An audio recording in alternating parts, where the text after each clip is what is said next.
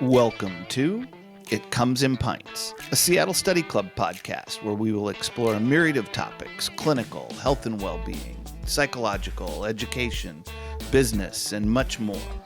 I'm your host, Greg Tice. My name is Sree Koka, and I run a company called Executive Leadership Enterprises, and our goal is to teach dentists who are early and in the middle of their careers how to run great practices and great businesses so they can be even more successful and have just a little less stress in their lives along the way. I want to welcome everybody to the most recent episode of It Comes In Pints with Greg Tice, a Seattle Study Club podcast.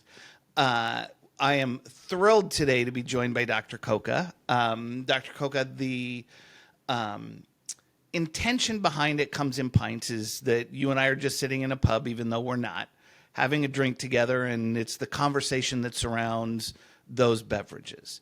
So part of the requirement of this podcast is you have to have something to drink with you. So what are we drinking today? Well, Greg, if we were in a pub, I'd be downing a pint of cider, but we're not actually in a pub. So what I have here is a can of Fresca. Which has a little cider flavor to it, but I don't think I've seen a Fresca since junior high school. I didn't even know they still made it. They do. Not always easy to find, but they do make it. No. So we're on a little bit different time zone here. So today, it's morning for me. So I am drinking a London Fog. You won't be able to see it, but here's the cup that it's in. My wife's favorite beverage, just Earl Grey tea latte, basically, with a little vanilla. Better than I thought it was going to be. I've never had it before, but it's her favorite, so I thought I'd try it for this one. So cheers, my friend. Cheers to you too, Greg. All right.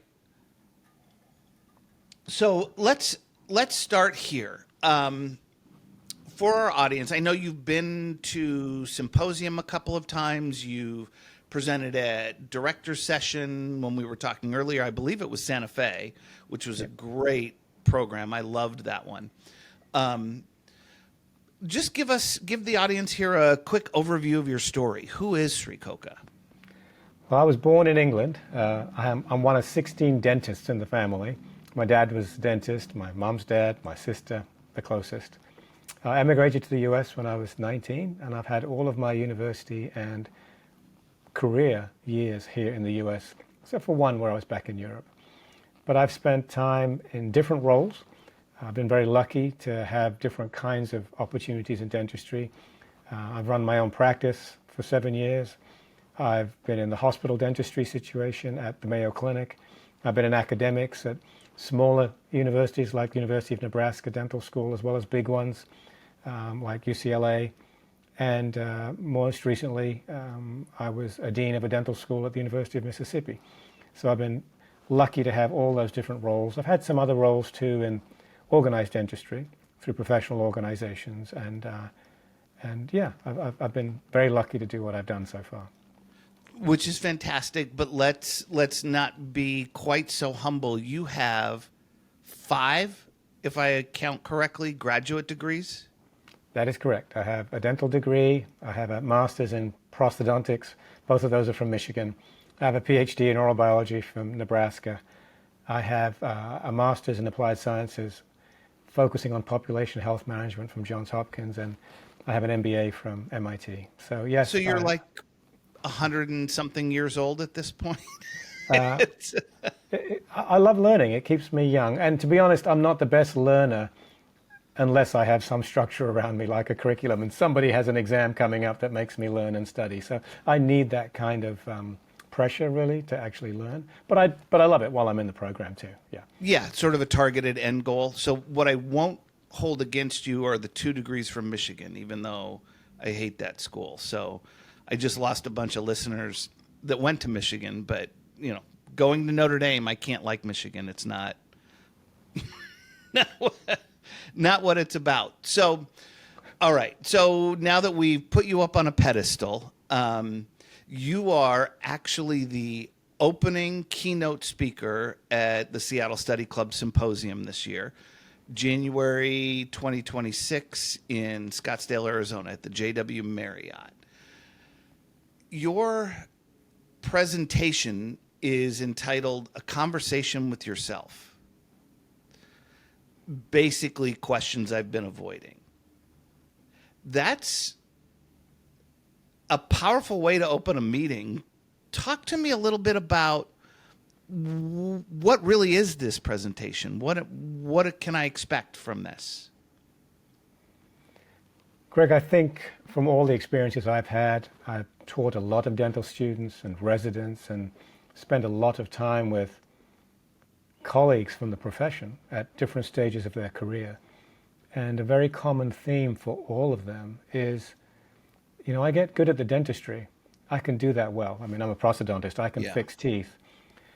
The part of the profession that really keeps me up at night is the running of the business and feeling responsible, not just for my patients, but for my team. The consequences of the decisions I make at the level of the practice, the business affect my family, my loved ones. And a lot of times we don't really look into the deeper part of our thoughts and soul and feelings until we're lying in bed at night, all the lights are off, and now we can have that conversation with ourselves that maybe we don't really want to have very often, but occasionally we do. That we're avoiding for sure. So what does that conversation sound like? For many people, I think there's a feeling of overwhelm that they're trying to be lots and lots of different things to many people. And it's really hard to measure up. Your family has expectations, whether it's your spouse and what you're trying to accomplish for your children. Your parents have expectations. Your patients have expectations. Your team at work, your employees have expectations. Society, social media has lots of expectations. And then there's the expectations you actually put on yourself too. So all of those can roll up and really be quite overwhelming at times, especially when things aren't going so well. Then you really end up going down the rabbit hole at nighttime in those conversations. Yeah, and rabbit hole is a perfect way to put it, I think. Whether you're running a dental practice or you're just part of a family, it doesn't matter. At the end of the day, there are expectations from other people. Personally, I feel like the expectations we put on ourselves are even potentially more challenging. I was going to say destructive. I don't know if that's the right term or not, but they can be more higher level expectations than others may have of us. Is that something you would agree with? Do you disagree with? No, I agree with that completely. I mean, I think if you have a passion to help other people or serve other people, that brings a certain amount of pressure because you want to be making a difference. And so that's a pressure you put on yourself, which is, I really want to make a difference. I want to help people. I want to do some good here. And if things aren't lining up the way you'd like them to, or something's actually going in the wrong direction, or it's just not going as quickly as you think it should be going, it's our own pressure that we put on ourselves that ends up becoming, at times you're right, it is destructive at times. That there's good kind of challenges that motivate us in the right way, and then there's the ones that get to us in ways that are tough. So how do you manage those internal conversations then? And I know we're going to talk about this a little bit when we talk about some of the progression in the sweet spot leadership program that you've developed as well, and the resiliency component. But up front, I'm really curious because there are a number of studies now showing a correlation, not necessarily a causation, but a correlation between rumination, and I don't mean a cow chewing cud, but running through the same thoughts over and over and over in your head again, and depression. And we've recently done a podcast with Josh Austin on mental health and those challenges that we're seeing in dentistry as well. I tend to ruminate at night. I think a number of people listening to this do, whether it's at night or during the day. How do you manage that conversation? How do you control it? How do you internally, what is that process? What would you recommend in that scenario? I think the rumination is an extension of too much internal conversation.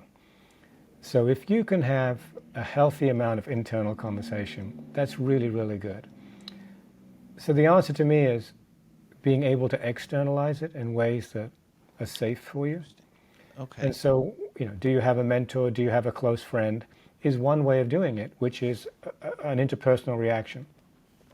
Recently, I was talking to someone who is actually one of the faculty in the Sweet Spot Leader program, and he said he does this.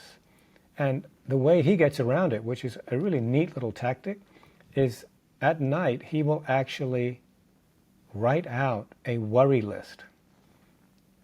A Okay. list of the things that he's worried about. And he said it's the process of putting it on paper that gets it outside of him. And he goes, I sleep so much better when I've done that before I actually turn out the light, rather than just keep thinking about the same thing over and over again. Oh, brilliant! I'm totally stealing that. Podcast is over. We got our good. No, I'm kidding. We got our good walk away though. That's so. Let's transition a little bit to the Sweet Spot Leadership Program. Then, talk to me about. First of all, well, let's define what it is, and then tell me how you came to develop this. What you saw as the need not being fulfilled, and what spurred you to move in that direction. Yeah, Greg, I spent about the last 12 years running 2-day leadership workshops, in-person workshops. And people would leave those workshops actually surprising me at how much impact they said they had. And in those workshops, they were mainly dentists, but we didn't talk about teeth. We talked about the human side of leadership, because again, that's a lot of the stuff that keeps us up at night. So the Sweet Spot Leader program is designed to teach people how to be better human-centered leaders. I believe that when you're running a team, a lot of times as professionals, we're pretty good at what we do technically, but now we're responsible for what this group of people does, and we don't get a lot of education in that. I mean, we don't let people practice dentistry without going to dental school. We let people practice leadership with no education all the time. Yeah. And then we wonder why we struggle. And these are multi-million dollar decisions sometimes that are career defining in many ways. So the extension of those workshops was, well, what if we created something more formal, more structured for people, rather than an in-person 2-day workshop, which once you leave, yep, you had a great time and you feel changed, but there's no real reinforcement of Yes. what you learned.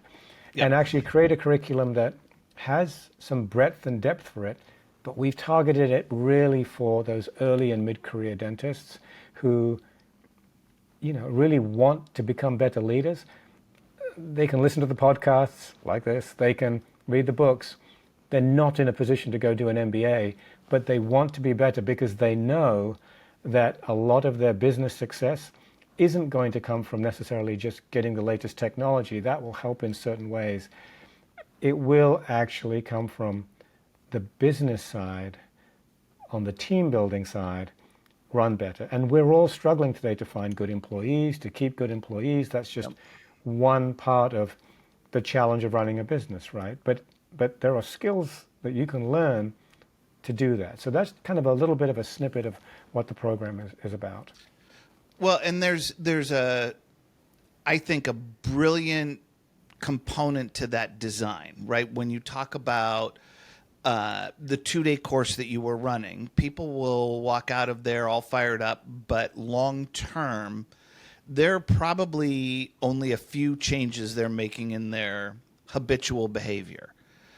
And what you're talking about is a structure that's consistent and repetitive that reinforces that. It's very similar to the study club structure, to the Seattle Study Club structure. It's that ability to get together to reinforce the information on a regular basis that changes the long-term behavior. So we've thrown the term leadership around a little bit so far already, without really having defined it. And I think for sure it's one of those words that if you ask 20 different people, what is leadership, you're going to get 20 different answers. How do you define leadership? I define leadership with words, but also with context.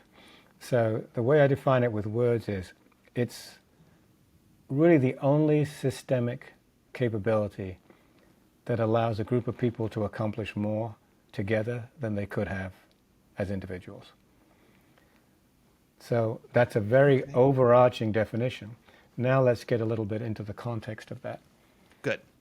All the research reinforces the notion that you cannot provide great care to a patient if you don't have a great team. And Agreed. to get a great team, you would like to have people who are engaged and energized. And the things that lead to people being engaged are built around culture, not around compensation. Once people get to enough with compensation, paying them more than enough doesn't necessarily drive the behaviors that we want that create great teams that then leads to great patient care and great business outcomes.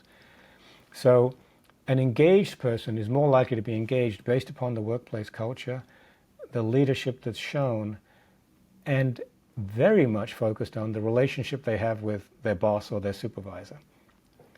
So to me, then leadership is driven by how do you establish those optimal relationships with the people on your team. So we think about management and we think about leadership, and sometimes people use those terms interchangeably.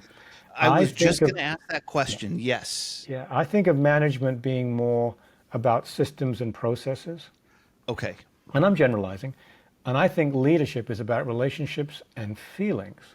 And that's where it gets messy for a lot of people, because now you're into human emotions and feelings, both on the happy side, which is great, but then sometimes also on the not so happy side, which makes people shy away from tough conversations or conflict. So let me make sure I understand. I think I do, but what you just said, because when you first started to define leadership, the first word that jumped into my head was management. That sounds like a manager.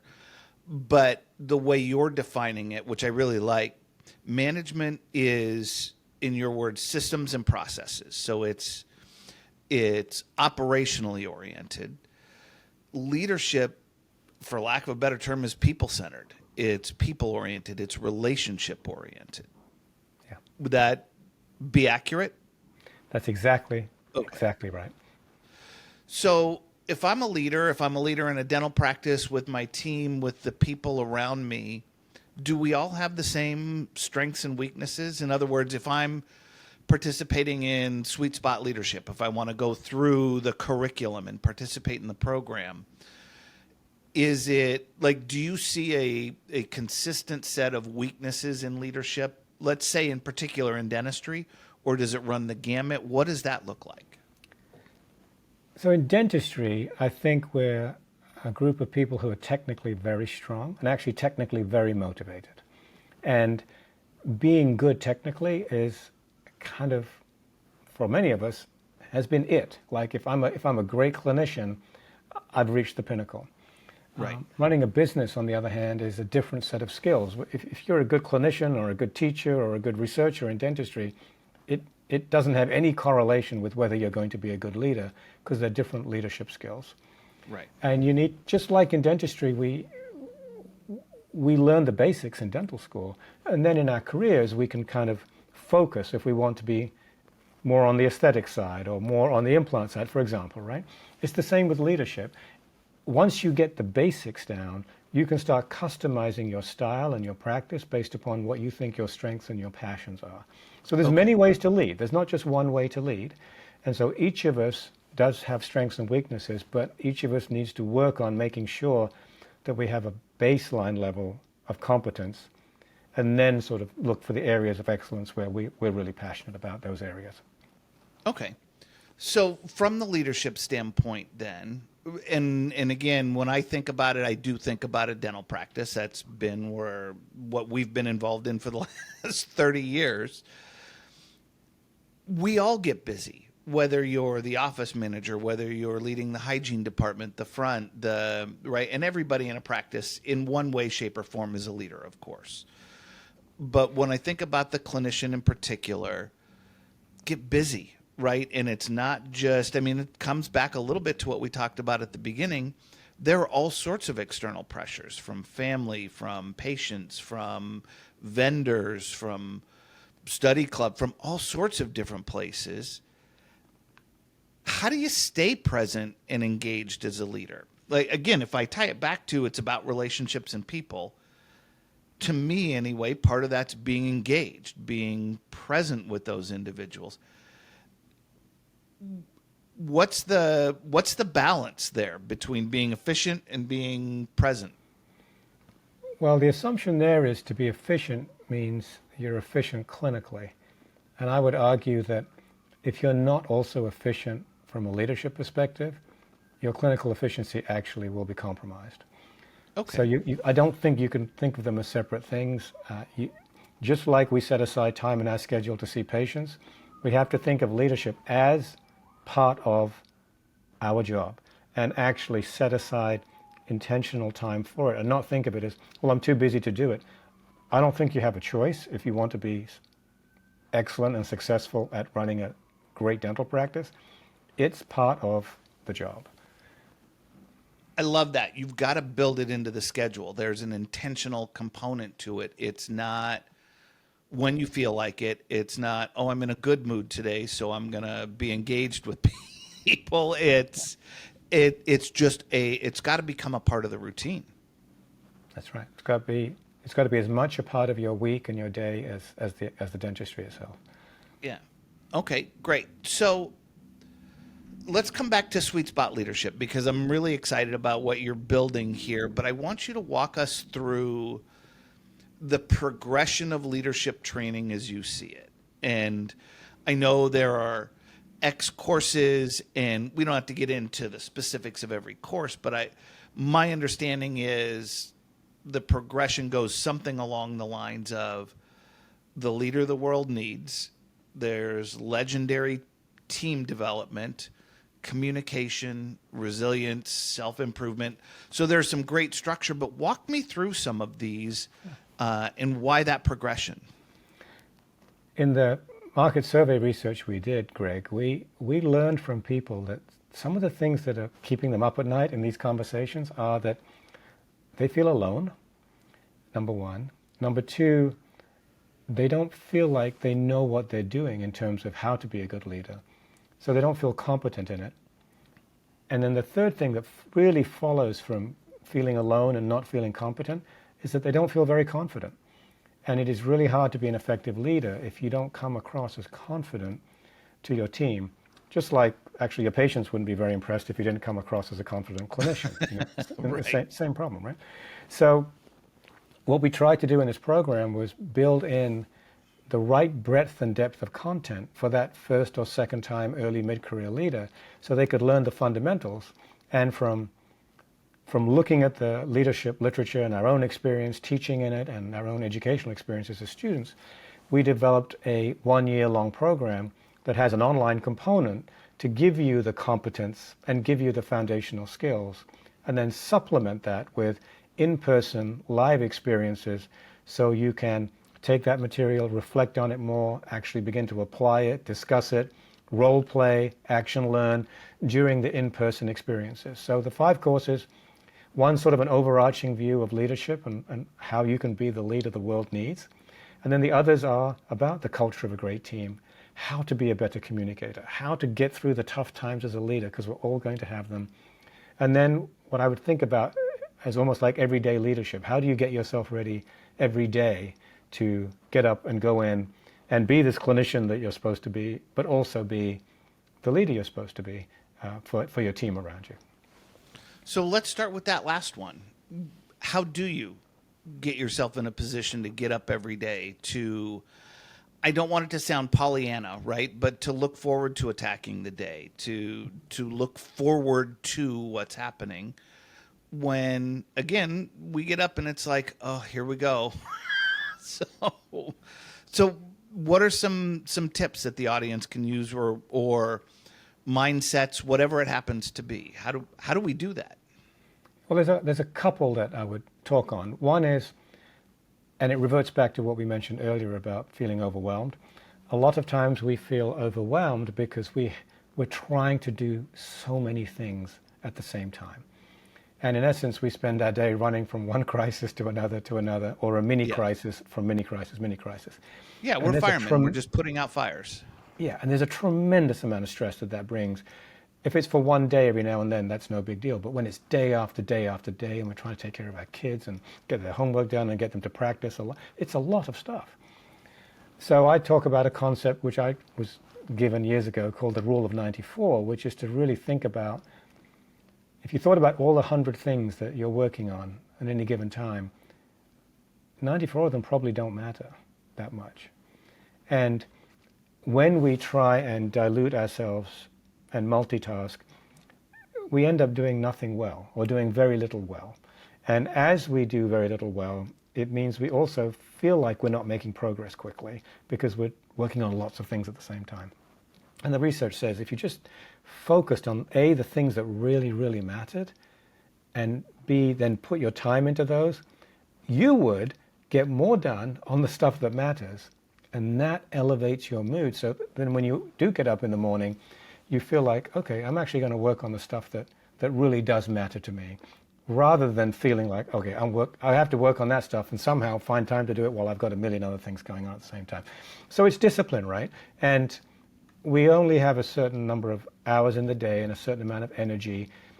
So that choice of how are we going to spend this is a really, really important choice, because we don't get the time back once the day's gone. So we want to make sure that we look back and go, ooh, I spent last week or today, yesterday, or my life on the things that really matter to me. So that's the first thing. The second thing is, whether in that course on preparing yourself, the person who talked about the worry list, he also goes into the science in very practical ways about how you can sleep better, how you can exercise better, how you can eat better. Not in ways that are Pollyannish and sort of, again, well, no one's going to really be able to do that. But his presentation is filled with nuggets on these little tricks and tips, like the worry list, right? That helps you sleep better. So yeah, the course is designed to give you content in a way that allows it to be very practical. All the faculty, and they come from many different fields, they all know that the goal is for people to leave the program with, okay, here are things I can use tomorrow if I want to. Yeah. Yep. So one of the things I'm hearing in that component, in how do I get up and look forward to the day? How do I have that be a normal part of my routine? In essence, now you have science-backed information that reinforces the Stephen Covey idea of big rocks, little rocks, right? Yeah. The other piece you mentioned was remembering that it's a choice. We're always making choices, and to me, that's huge. If we remember that at the end of the day, we are in control of where we spend our time, we can give that up, but giving that up's a choice as well, right? If you let somebody else push you in a direction or control it, you're choosing to do that. I'm wondering what you think about the idea, because for me anyway, it's very challenging to remember that on a daily basis, that it's a choice, and Greg put the big things first. Does it make sense to have someone on your team that is your Jiminy Cricket, for those not old enough to know Jiminy Cricket, your conscience, who go, Greg, remember the important stuff. The other stuff doesn't matter. It's very important, and I don't know that they have to be on your team right next to you, but it's kind of back to that not feeling alone element. Yeah. Feeling connected, to having a group of people, even if it's only one, but if it's a group of people that you feel comfortable just having a conversation with, saying, okay, I'm struggling with this. Or they know you well enough to just spontaneously say to you, hey, let's have a little reset here. Let's just talk through what you're working on. I can tell that you're a little stressed out. So it's having a community. And even the Sweet Spot Leader program, our in-person exercises are designed to build a community. Because if you can talk to somebody at work, that's good.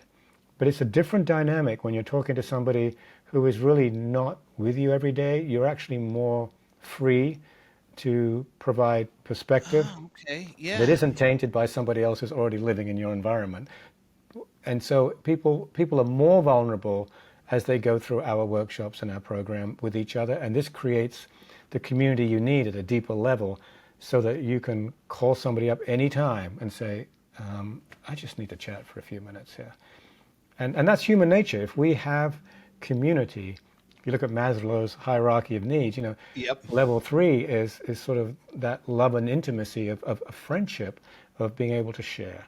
And Yes. that's very, very powerful. And so the people who struggle the most in many ways are the ones who haven't been able to find sometimes that person or group of people they can trust to have these tough conversations with. Yep. That really resonates with me. It's very much like your kids, right? As a father, I can tell my kids all day long what they should be doing, where they should be going, what should be important to them. They're not going to listen to me because I'm sharing their lived experience. But when Grandma Judy says you should think about this or you should do that, they listen differently. Or when Uncle Sree tells them, they're listening differently than when Dad tells them. That's exactly right. We have one of our faculty is the former director of strategic operations for the Navy SEALs. And, a while back I asked him to come and give some leadership training to one of my teams. And he said, Sree, what do you want me to talk about? And I go, I want you to talk about the basics. And he said, but anyone could talk about the basics. And I said, no. The basics coming from a Navy SEAL are different than the basics coming from anywhere else. Even if you say the same stuff, people pay attention in a different way, and they'll be more engaged, Steve, because it's you. Yeah, absolutely. So what I'm understanding then is this curriculum that you've developed, which I'm guessing we'll get a taste of at Symposium, but this curriculum you've developed isn't just you. I'm sure people picked up on it way before I did, but you've mentioned a couple of different individuals you've brought in. You've got a Navy SEAL, the individual with the worry list. Let's just talk about that for a second before we wrap this up. How are you finding these people? Who are they? I use this term a lot, but what does that look like? From like who's a part of your faculty? The faculty are people who are like us in that they believe that the human side of leadership is really important. Another way to look at this is that in management, a lot of those systems and processes you could delegate to somebody else if you needed to. Mm-hmm. But when it comes to leadership, you can't delegate your relationship with your team. You can't give that to somebody else. That's your relationship. You have to own it. So the faculty are people who believe in that too. And therefore, how do we make you better leaders so that you can own it and be successful? So yes, we have a former Navy SEAL. We have a former major champion golfer, Dottie Pepper, from the LPGA Tour, who now many of you who follow golf will know from her role with CBS commentating. We have the current president of the ADA, Brett Kessler, who shares some remarkable stories about his life, not necessarily in practicing dentistry, but as a recovered alcoholic, substance abuse struggles, and now having a very successful practice, an amazing career, an Ironman triathlete. We have an orthopedic surgeon. We have somebody from Big Pharma. We have somebody who's a fantastic mindfulness coach and educator. So yes, you're right. We've brought together people who can bring different perspectives. The worry list person is the head of the largest VA in the country in Atlanta. So again, people who are used to leading small teams like Brett Kessler all the way to large teams and sharing the lessons they've learned, not just their successes, but also their failures and when things didn't go well, and imparting all that into our program participants so they can sort of accelerate their learning from our successes and our mistakes. Fantastic. So to close here, Sree, I want to thank you for spending a few minutes with us today. But more importantly, for those listening, I've known Dr. Koka for quite a while now. And the thing I really want you to take away from this is what an authentic, genuine individual Dr. Koka is. And he's always giving. I am so excited. We're opening Symposium with you. It is going to challenge everyone to immediately shift their mindset going into the 3 days of learning that they've got in front of them. So I'm excited for this, but I want to thank you for your time, and I appreciate who you are and what you do. So thank you very much. You're too kind. You really humble me with those words. Thank you. They mean a lot. It's very, very kind of you to say that. Enjoy the rest of your week, and if not before, we'll see you in January. Can't wait to see you in January, and can't wait to see everybody at Symposium.